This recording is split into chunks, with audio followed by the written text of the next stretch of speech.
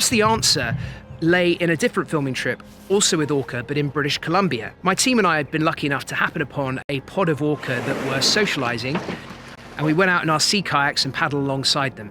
The orca were leaping out of the water, breaching, coming alongside me and just rolling onto their side so they could look up at me as they came past. It was truly breathtaking. But then they went from this playful, supersized dolphin, which is essentially what they are, into full-on predatory mode. And I've never seen an animal switch as fast as this ever.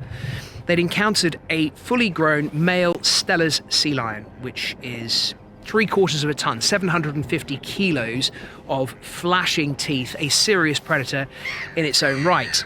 And the pod of orca cornered it into a bay.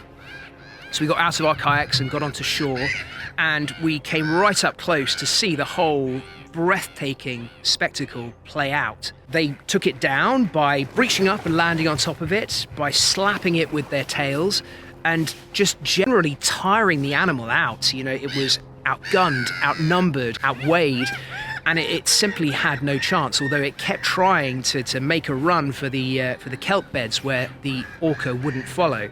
Watching this happen, it took a long time, and you could see it getting more and more tired, more and more worn out, and you know, you feel for them. Everyone's seen sea lions, and they have these great big dark eyes. They really pull on your heartstrings because they have, it would appear, so many similarities to us as human beings. They certainly are. They do share a common ancestor with us.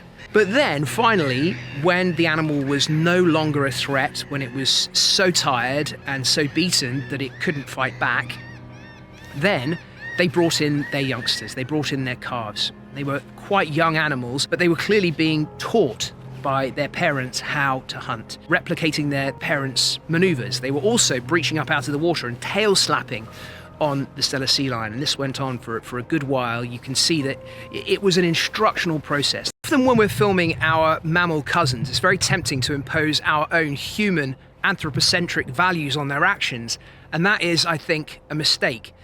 Probably the most interesting example of this I've seen has been working with orca, sometimes known as killer whale. On a beach in Patagonia, at exactly the right time of the right tide, a pod of orca will surge up onto the sands to snatch seal pups and to drag them back down into the surf where they feed on them. We waited for 5 days to see this, hunkered down low against, you know, freezing Patagonian winds, trying to make as little an impression as possible on the seal pups that were playing around in the surf. And finally, the pod approached, they came up, and one animal surged up and onto the sands itself to snatch an animal and drag it back down into the water.